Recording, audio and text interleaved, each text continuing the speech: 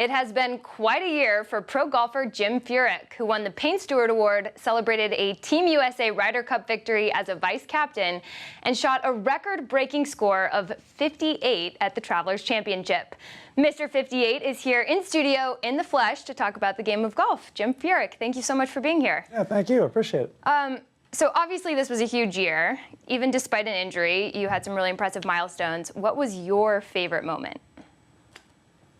It started out with the U.S. Open and growing up in Pennsylvania, having some success in the past at Oakmont, and making a great run on Sunday and finishing second there was pretty near and dear to my heart. It'll be the last time I play at Oakmont and play a U.S. Open, probably in my home state. So it was a lot of fun, but you know, then going to Hartford and winding up with a 58 at the end of the day on a benign day. I mean, teed off, tied for 70th, had been playing pretty poor golf for about the last 7 rounds, and I think I saved up all the frustration, all the anger in 7 rounds, and made all my birdies in that one. So it was just a wonderful memory. I mean, watching you shoot a 58 was insane. I don't really know how else to describe it. And for anyone who's played the game of golf, when you know you're on the brink of something, a good score for yourself, it can all go downhill. It's all a mental game. So what was going through your mind? How did you stay in it? It is, and everything was, I was firing on all cylinders that day. I hit every fairway, every green. Iron shots were going at the pin. Putts were going in the hole. It did become, as you said, it was more of a mental battle than it was a physical battle. I guess once I got off to a great start, 8 under at the turn, I birdied 10, 11, 12. All of a sudden I'm 11 under. Media's running out. Fans are running out. And you know the score in your head. Oh, I know the score. You know what's going on. I've been asked a bunch about it. Well, did you know exactly where you stood? I was, yeah, of course I knew where I stood. Right. I was 11 under. I guess I went back. 3 years ago, I was able to shoot 59 in Chicago at the BMW. And the whole time I kept telling myself, you know, this has never happened to you before. You'll probably never be in this situation again. Enjoy it. It wasn't more about putting the pressure on myself that I had to break 60.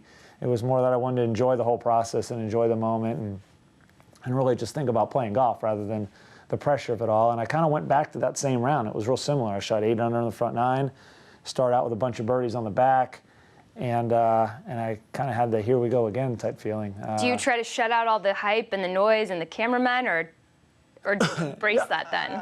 You embrace it, but I'm used to it. It was a lot like winning a golf tournament. The first time I ever got in contention on the PGA Tour and had a chance to win an event, I was shocked at how many people were inside the ropes and all the movement and the cameras and the mic and the you kind of sometimes feel like you're directing traffic until those folks get used to you or know what you like. You kind of, hey, can I have you step over here, step over there?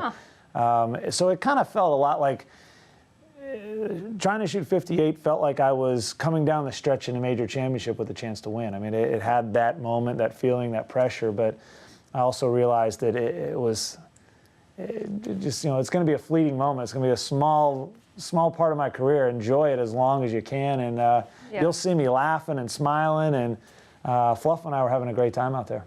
Well, in talking about hype, the Ryder Cup was one of the most fun events to watch this year. Fans are going nuts. You hear booing and cheering, and we had some epic matchups. We did. There was a lot of pressure on Team USA. They hadn't won for a while. What was so special about this year's team? Well, we won to start with, but what was so special about the makeup? I think, you know, I think there was a good vibe just from the players. We had a lot of input. We had what they called the Ryder Cup Task Force. It turned into the Ryder Cup Committee. Right. Which the U.S. took seriously. It was a lot of... Right? It was maybe not the best name. We took the whole process seriously and trying first and foremost to identify who's going to be the next captain. And it was a great selection. It became real apparent being in those meetings myself that, you know, here's the qualities of what we need for our next captain. And Davis was sitting to my right, and I kind of leaned over and said, it's you. And he goes, well, I said, no, you need to decide if, you know, you want to do this again. It's 2 years of your life, but you're the perfect person. You know this is where we're going. And yeah, he was a great leader, a great person. He had already been through it before at Medina. And so the captains are important. Captains are important. I'm not going to take, you know, 95% of it. Our guys still have to go out and play. Right. And I'm so happy for our team because they did. But the players bought into the process. They had a little bit of ownership. And I think Davis really was the right person to put up a great plan. As an assistant, really all I had to do was kind of try to help implement his plan and sit in a cart and smile and watch our guys go play well. It was a great experience for me, and I learned a lot from Davis. And I learned a lot from our players. I mean, they showed some guts. And and a lot of pressure riding on it. It was fun. I learned a lot from them and enjoy being part of it. You have an unconventional swing. No. As people love to talk about. And I'm just curious, as an amateur golfer, do you recommend people try to achieve this cookie cutter perfect swing as they learn to play the game of golf, or do you think stick with what works for you? I think that for amateurs out there, I would suggest, one, they see a golf professional to get lessons. I think also a good golf professional doesn't take every amateur and try to make them swing the exact same way. You know, a good golf professional is going to work with the amateur, work with the qualities and the things that they do well, and try to enhance those. My dad was my teacher, and he realized that I wasn't very mechanical, that I had a different swing. We worked on my fundamentals, but he really wanted me to keep that fingerprint in my golf swing, the outside take back, the rerouting, because he felt that it was easier to repeat what's natural to you. If he took my swing and mechanically tried to change it and make it look more cookie cutter, he basically told me it'll be a lot harder to really withstand the pressure. It'll be a lot harder for you to trust when you're under pressure. So we really worked on just kind of honing what I had and trying to make it better. Well, and it's kind of an interesting point you bring up about finding a good pro to teach you, because the game of golf is having a bit of a moment. Yeah. The sport is attracting more players than it ever has since the early 2000s, when Tiger was at the peak of his career. That's good to hear, because I haven't heard that in a lot of interviews recently. But, you know, at the same time, people aren't sticking with it. Right. And the game's also losing a lot of golfers. It is. What does the game need to do to attract, you know, this next That is generation the of players? $100 billion question. You know, the golf is expensive and it takes a lot of time. So when the economy struggles, those are two things that most people don't have. But is it about making holes bigger, making courses shorter? 9 holes, not 18?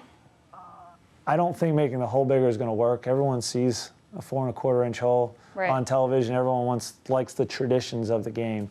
It's true. I think one, equipment has made us hit the ball farther. In turn, we've designed golf courses much longer, and we design golf courses so hard. It's tough to get around a golf course. Yeah.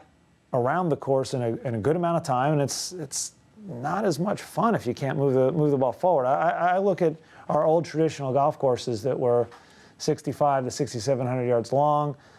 You can relatively roll the ball up the fairway, bounce the ball into the green. Anytime you force You don't feel like the worst player in the world. You don't feel like the worst player in the world. I think a lot of it's added up to the game has become a little too difficult, and it's harder to enjoy. And I think that is the part that's making it tougher for people to stick with.